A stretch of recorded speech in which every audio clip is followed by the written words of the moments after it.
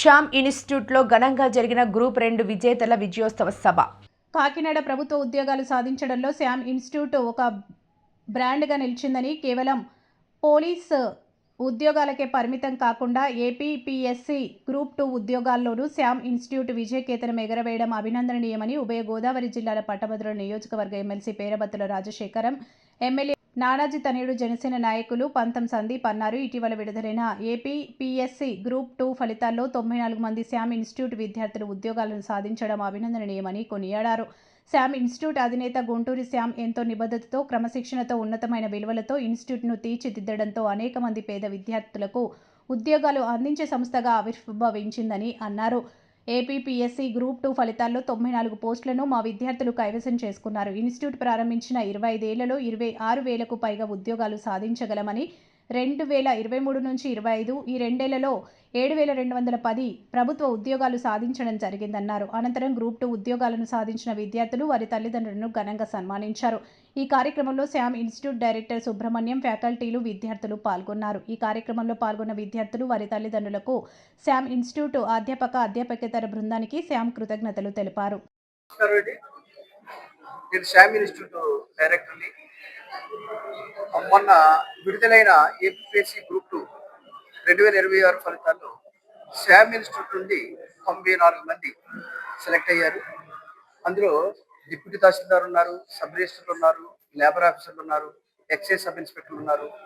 వీళ్ళందరితో కలిపి 94 మంది సెలెక్ట్ అయ్యారు. ఇది మేము మొదటగా కోచింగ్ ఇవ్వడం జరిగింది. ఈ మొదటి ప్రయత్నంలోనే ఇంతమంది గెజిటెడ్ ఆఫీసర్లు సెలెక్ట్ అవ్వడానికి చాలా హ్యాపీగా ఉందండి.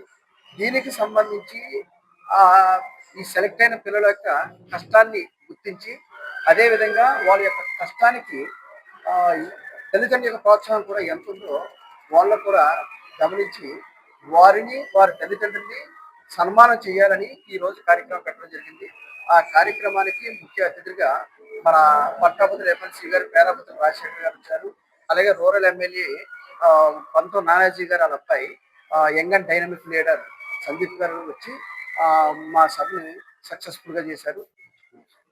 లాస్ట్ 2 ఇయర్స్లో ఇప్పటి వరకు 2 సంవత్సరాలు 2023-25 సంవత్సరాల్లో 7,210 ఉద్యోగాలు కేంద్ర రాష్ట్రాలలో ప్రభుత్వ ఉద్యోగాలు సాధించడం జరిగింది. ఇది చాలా మేము సంతోషంగా తెలియజేస్తున్నాము.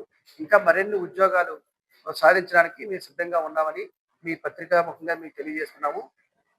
మొత్తం ఎన్ని పోస్టులు సార్? మొత్తం టోటల్గా 899 పోస్టులు అండి. అందులో 94 మంది సెలెక్ట్ అయ్యారు. అలాగే 10% మెంబర్స్ ఇక్కడ సెలెక్ట్ అవ్వడం జరిగింది అండి.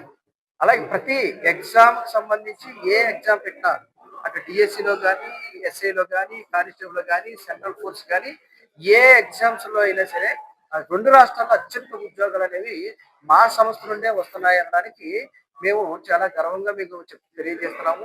దీనికి కారణం ఏంటంటే మా దగ్గర ఉన్న క్రమశిక్షణాయుతమైన శిక్షణ, డైలీ టెస్టులు కానీ, వీక్లీ టెస్టులు కానీ ఒక సిస్టమేటిక్ వేలో ఇప్పుడున్న ట్రెండ్కి అనుగుణంగా మేము ఈ ట్రైనింగ్ ఇవ్వడం వల్ల ఇంతమంది సెలెక్ట్ అవుతున్నారు.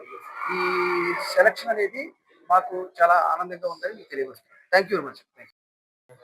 అందరికీ నమస్కారం అండి.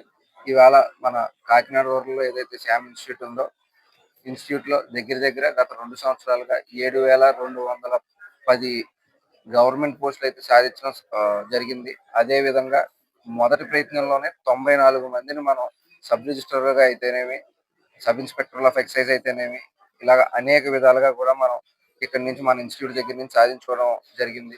ఈ శ్యామ్ ఇన్స్టిట్యూట్ అనేది కాకినాడకి ఒక గర్వకారణమైన ఇన్స్టిట్యూట్గా మారింది, ఇంకా మారబోతా ఉంది. ఈ ఇన్స్టిట్యూట్ మరింత ముందుకెళ్ళి మరింత మందికి విద్యా అవకాశాలు కల్పించి, ఆ విద్యా అవకాశాలతో రాబోయే ఉద్యోగ అవకాశాలు కూడా కల్పించాలని కోరుకుంటూ సెలవు తీసుకుంటాను. మనం చూసుకున్నట్లయితే ఉద్యోగులకి ఎక్కువ మనకి టీచర్స్ లో కానీ, ప్రభుత్వ ఉద్యోగాల్లో కానీ ఎక్కువ ఆల్రెడీ, ఎందుకంటే టీచర్స్ విషయంలో మేము మరి మాన్యువల్ కౌన్సిలింగ్ పెట్టించడం అవ్వచ్చు, వారికి ఉన్న సమస్యలను కొన్ని మరి లోకేష్ గారి దృష్టికి తీసుకెళ్ళి ఎల్పీస్ మరి పండిట్లకు కూడా వాళ్ళని ఎప్పుడో చాలా లాంగ్ పెండింగ్ లో ఉన్న ఇష్యూస్ కూడా క్లియర్ చేయడం జరుగుతుంది. ఇంకా సమస్యలు ఉన్నాయి, సమస్యలు లేవని మేము చెప్పాం.